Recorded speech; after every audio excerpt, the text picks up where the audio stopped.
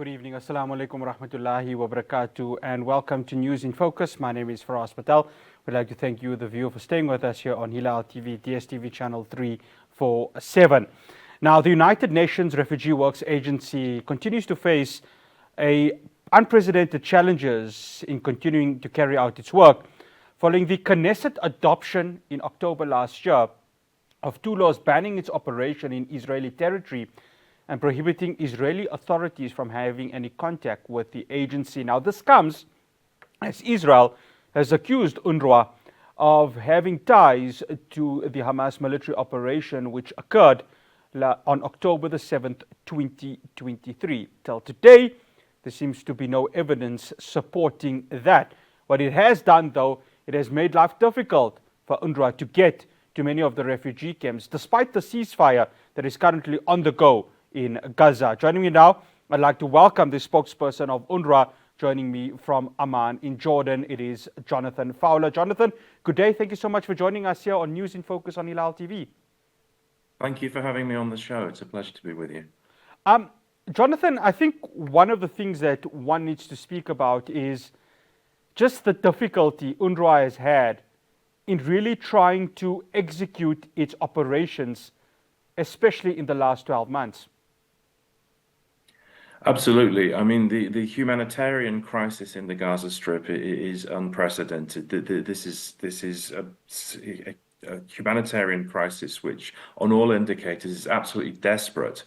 And we have repeatedly faced hurdles in doing our work, right up until the ceasefire came into force last month. Now, we've been able to take advantage of that window of opportunity to massively scale up our operations. But we always have this kind of sword of Damocles hanging over us as an organization, which is in the wake of the Israeli Parliament's decision to ban our operations in East Jerusalem and to effectively hamper our operations across the rest of the occupied Palestinian territory. Although we continue to stay and deliver, we don't know until how long we can do this. And no humanitarian organization in any situation in the world should be put in that position, because we have to be able to continue to be able to alleviate the desperate level of the crisis. Jonathan, there's two parts to this also. There's what's currently happening at the West Bank and what's currently happening at Gaza.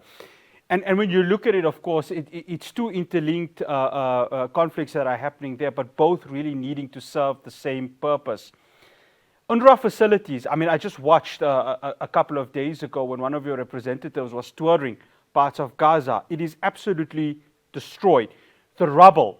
I mean, how much of a challenge is that? And the fact that UNRWA as an organization is really struggling to even get to the parts where there is help that is needed. Well, indeed, yes. I mean, beyond the politics of this situation, simply moving around the Gaza Strip is immensely difficult. You've rightly cited the level of destruction. It's not as if there are highways where humanitarian trucks can just sort of move backwards and forwards swiftly. The roads are encumbered by rubble. There are huge numbers of people on the move. I mean, throughout this war, we've seen repeated forced displacement of the population. At least once a month, on average, people have been forced to leave their homes and then their temporary accommodation, their tented camps, to try to get to some relative safety. Now, with the ceasefire, people have been desperately trying to get back to their home communities. That's a natural human need, of course, to see what happens to your home. Sadly, for so many people in the Gaza Strip, there's nothing left or severe damage, but also to try to provide a dignified burial tragically for lost friends and relatives who are under the rubble and couldn't be saved. Now, all of this, that means there's lots of people moving around. It's very, very difficult to get aid to all places in need. But we have taken maximum advantage of the fact that the guns have fallen relatively silent, to be able to get around, get supplies to to the areas where people need them. I mean, so far we have been able to bring in enough food and distribute enough food for 1.5 million people. That's an overwhelming majority of the population. We've got in tents. I mean, not enough, but we've been able to get in tents. We've been getting in tarpaulins.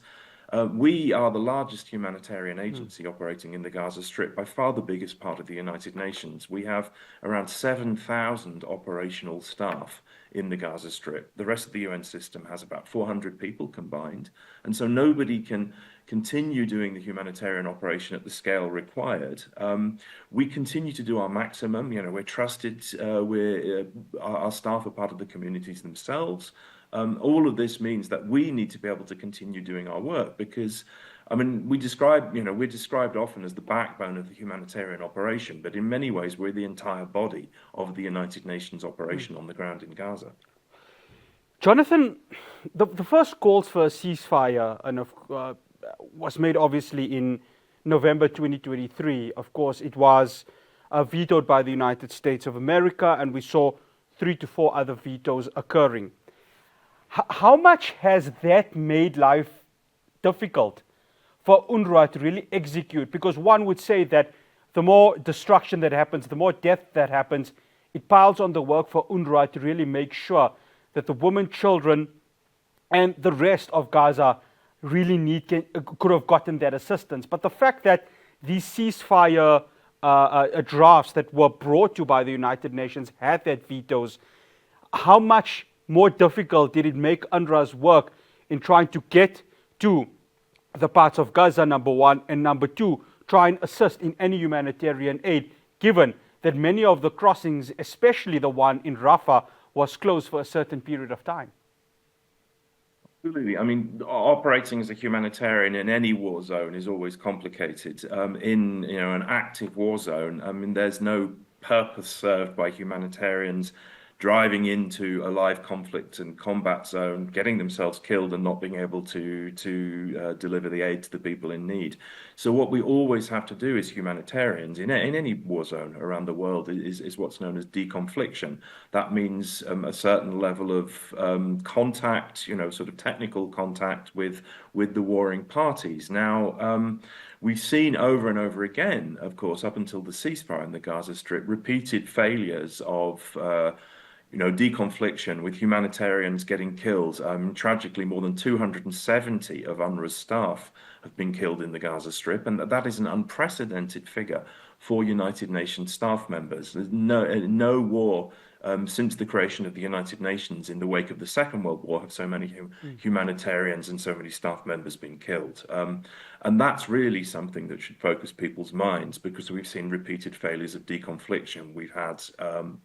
We've had strikes on and around UNRWA facilities, for example, which I should underscore are sites protected under the UN flag. People killed within the walls of our buildings and around them.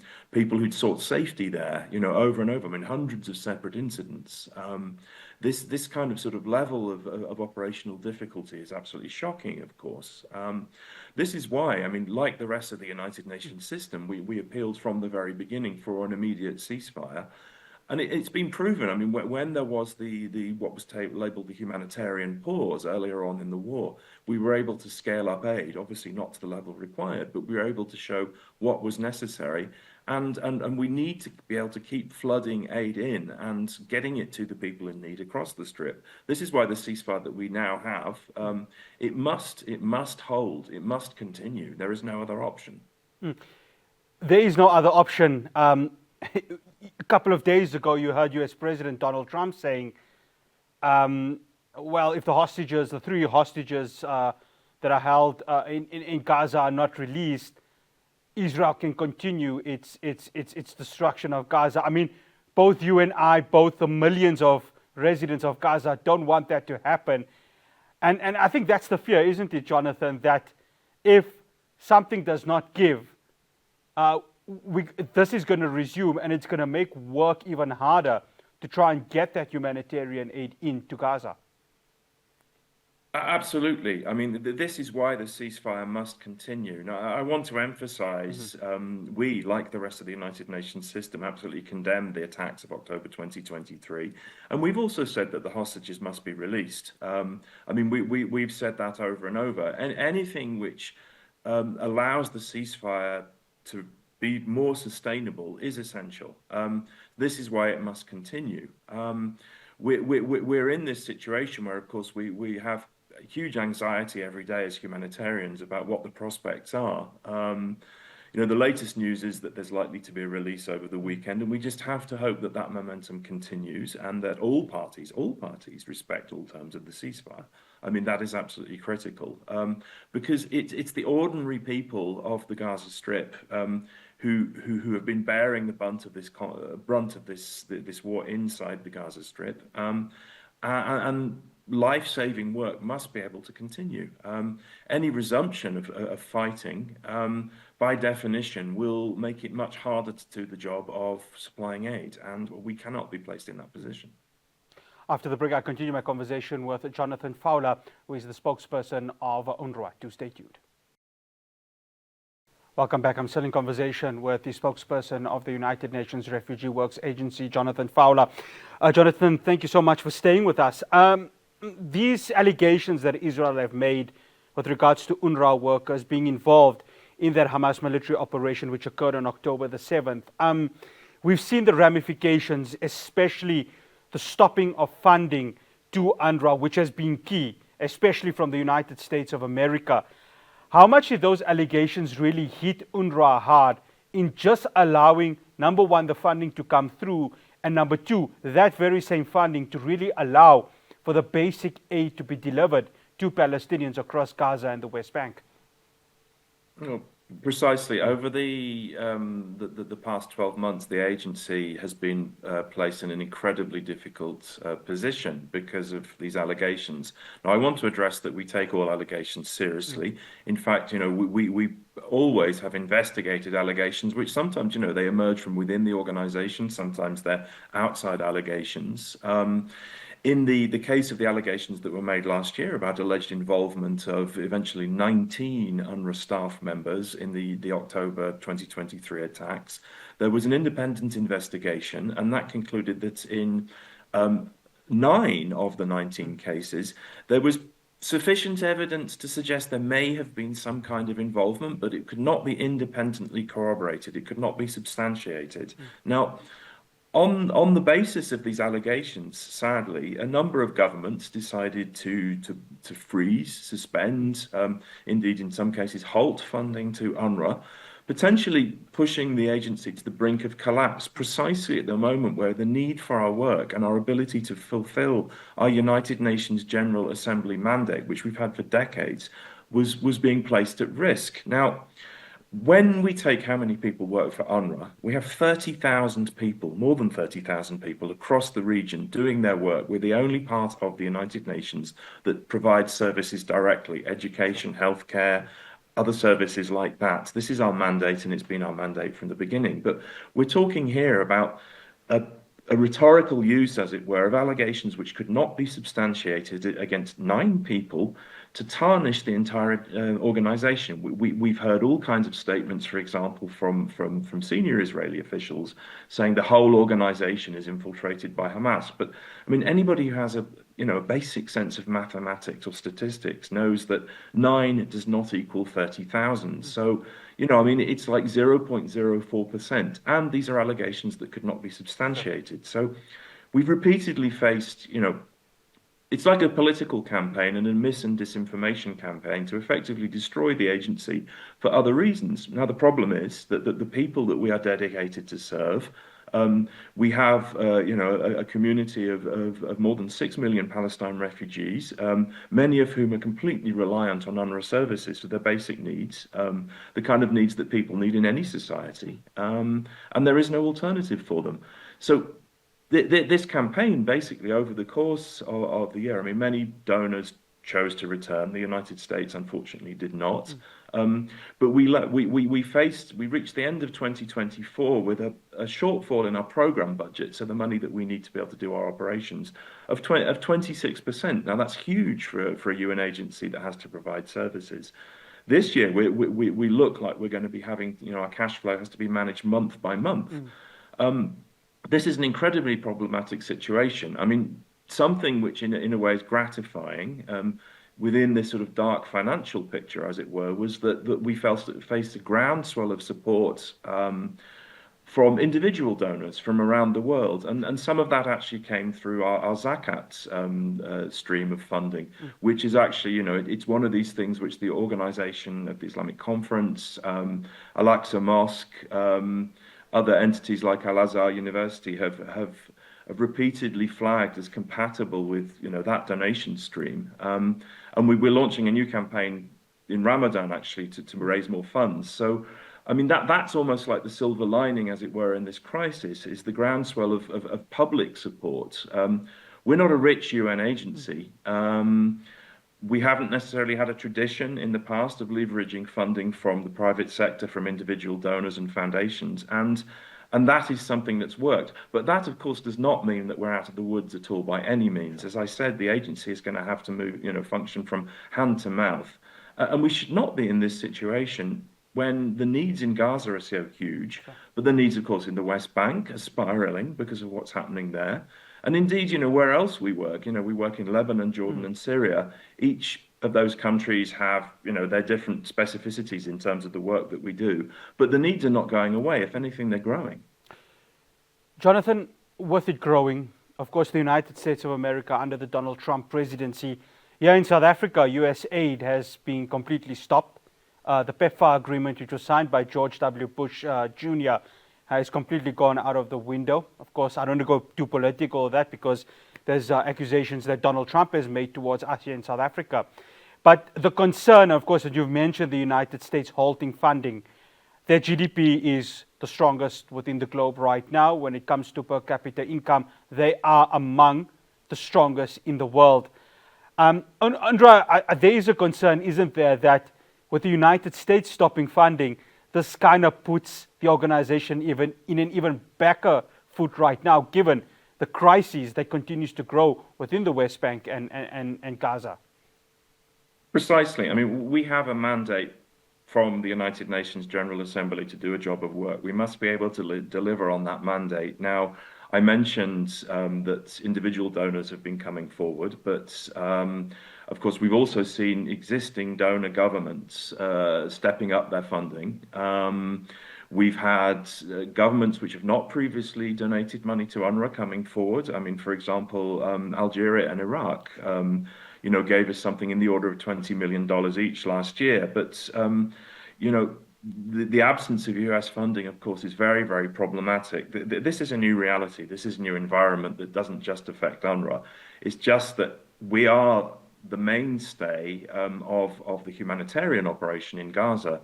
So, in terms of basic humanity, our operation must be able to continue. So this is not the time to gut our operations.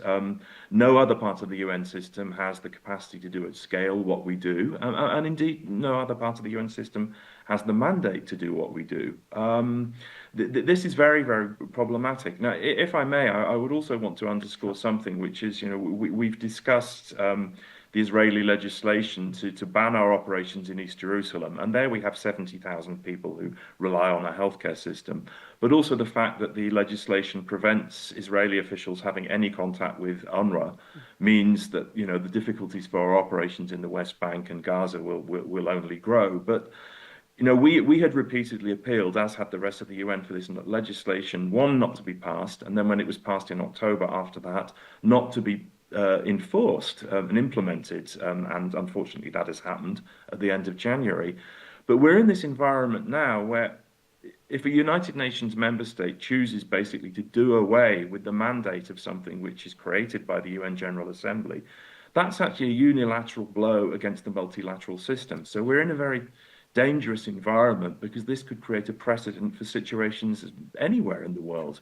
And so this is much, much bigger than UNRWA. This is a dangerous moment on many fronts. Yeah, well, I couldn't agree more there. And the fact that, Jonathan, we've seen refugees occurring within Palestine since, of course, the Nakba in 1948, it brings the question of the importance of UNRWA in supporting these refugees, because we've seen war upon war upon war occurring in Palestine.